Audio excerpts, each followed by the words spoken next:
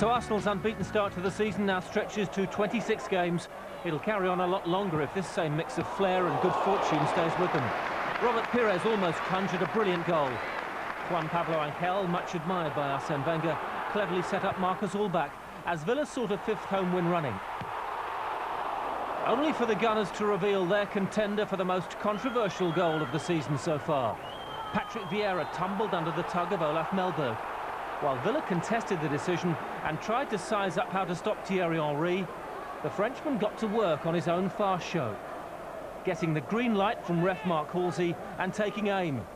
Villa demanded the ref overrule the goal that caught them cold. He didn't, saying there was no need for a whistle or for Henry to wait. Fueled by a sense of injustice, Angel struck a free kick just too high. Hope for the home fans that swiftly disappeared when Mr. Halsey saw something even the most one-eyed gunner might have missed. Cano appeared to take a running jump at Melberg. If it was a foul, it was obstruction at worst. But Arsenal had a penalty. And a match point that Henry gobbled up with his 20th goal of an imperious season. Livid just about sums up the feeling on the other side. 2 goals have decided the games because there wasn't much in the game, and that's all I'm prepared to say, because if I have to say what I want to say, I always get into trouble. I'll leave it to other people now. Thierry wanted to take the free kick. I then give Thierry the option, does he want 10 yards or does he want a quick free kick? Thierry's answer to me was, I want a quick free kick, referee. So with that instance, I then stand back and just go on, away you go. And you don't have to tell the Aston Villa defence? I'm not under no obligation in law that I have to tell the defending team that Arsenal want to take a quick free kick. You don't have to wait for a whistle either. As long as there's a signal, which you saw, if you have a look at the pictures, you'll see me say, go on then, and that's all that's needed. Is it a fair goal, an unfair goal? I don't know.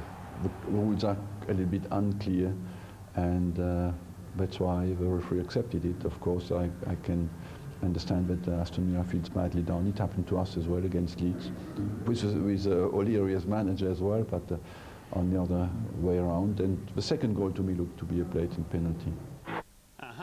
The situation then, just to remind you, at the top, Arsenal 2 points clear of United and 6 clear of Chelsea. All 3 have 16 games to go.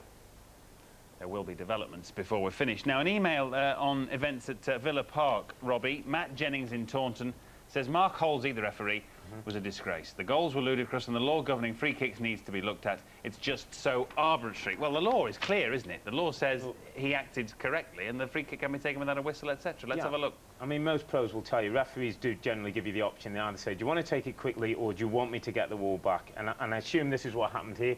We kind of seem to see a conversation going on between the referee. There's the foul. No doubt about the foul. No, not at all. Whether Mr. Halsey knows French or Thierry Henry's English is a lot better, but he basically says move out of the way.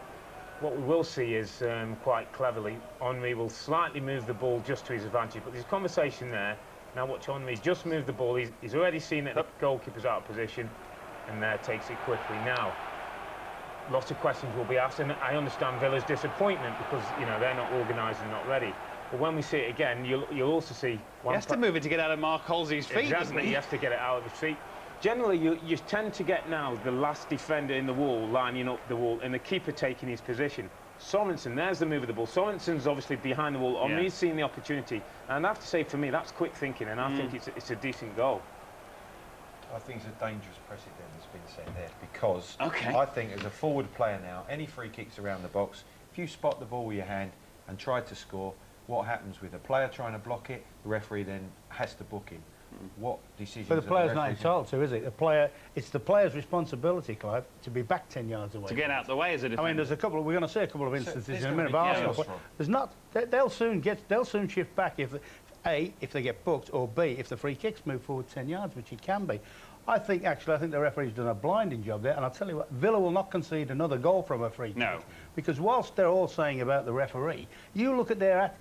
You ask your defenders, don't you? As soon as you switch on, you get alive. They've got Angel tying his boots, somebody's back to goal. They've got a wall, a house would fall down if you had walls built like that. And I'll tell you what, they'll learn from that. It was a disaster. It was a disaster all round. Yeah, it was a disaster all round. You've mentioned that in the second half there were a couple of free kicks. We'll have a look at them that Villa had won, and Arsenal did what you would say professionally they ought to do, which is get in the way And if Well, you he'll like, get block booked. that opportunity. He's wrong there. He should book him there. Or he should pick the ball up and walk 10 yards 10 yards. forward. Exactly. But the first rule is he should book him and then move it 10 yards. Don't you think That'll stop players blocking Arsenal out. have said we're not going to have that happen to us. No, exactly. Exactly. But they won't do it. I mean, most teams will try and get like that went out the game a little bit, didn't it? People getting on. Your managers used to say, if free kick, don't let them take it. You get on top of the ball. Then they stamped it out by booking them. Now that'll creep back in and just start booking them again. They'll soon learn on that. To be honest, it's not like David O'Leary and Aston Villa didn't know this could happen. I mean, it did happen, I think, has been documented, Alan, 4 leads at Arsenal a couple of seasons back. So they've had the advantage, or David O'Leary's had the advantage. I mean, the ruling is that when we have a free kick against us in a very similar situation, now we asked Dean Kiley to leave the ball to us. Yeah. He takes his Don't take your eye off the free kick taker. Because things are being took quick. As soon as that ref starts walking backwards or sideways, the forward's got a chance of taking it. And it happens to Arsenal. Was it clearer in this case that Jeff Winter's sort of saying, go ahead and take it if you want? I think Mark Halsey might look at that again and go, well, I'm not give Villa enough chance to see what's going to happen. Yeah, but the first thing, the advantage must be to the kicker all the while. Yeah. He's not entitled. That's the wall's responsibility to get back and get prepared. He's not entitled to say to them, you get back 10 yards unless the kicker asks for it. But the biggest thing, Ryan, I think, is that Sorensen's stuck behind the wall. Yeah. If he's not behind the wall and someone else is lining it up for him, then he's going to save that, and perhaps he's not going to take it. He won't take it. Or if he puts it over the wall, then that's it. You know, it goes over the wall and that's a goal. So if that were you, the hairdryer treatment's for the keeper, really? Well, no, I would have been looking for someone to be lining the wall up first. Why ain't he doing that? A defender, not the keeper out of position. Or whoever you're going to designate. Sure. You know. And let the keeper just concentrate in case it's took quick. I don't think there's enough credit given to the scorer there. Oh, no, that's no. phenomenal. Yeah, give him some credit. I mean, he's obviously thinking well in advance because he knows he's behind the wall, and then he's moved it so he can get a better shot. And by the way, he's normally the one you're always looking to have the big bender anyway. Is he going to wrap one Well, in? maybe he knows that, and that's why he's done the quick one. He's a smart cookie, that Thierry Henry. Now, if you saw the start of the programme, you'll know Arsenal had a famous fan following them to Villa Park yesterday. Kevin used to make good films, now makes bad ones. Costner. It's my birthday today, and this was probably the last place I expected to be, but you know, I'm a sports guy. I played him all my life, and I was introduced to the team in 1990, and I found myself in London promoting a movie, Open Range, that I directed, and I just off the cuff when I landed, I said to my friend Harry, who drives me around when I come here, I said, what's happening with Arsenal? When are they playing next? And he said, tomorrow. I said, well, let's try to go to the game. He said, well, they're playing out of town. I said, well, let's try to get a helicopter. Let's come see him play. So that's what happened. See, Ron, that's showbiz, isn't it? Hey, you're in town, we're Arsenal, let's get a chopper and go to the ground. That's no danger, is it? Everybody does that. Yeah. I'm a seeing thing. Unless you live in Birmingham, we don't need this chopper. Of course. From the ridiculous to the ridiculous, Wolves beating Man United. I'll tell you what, they played superb. I'll get full marks. Credit to them. Oh, yeah, full marks, because I thought that was the biggest nap of the day, that they would get 3-0.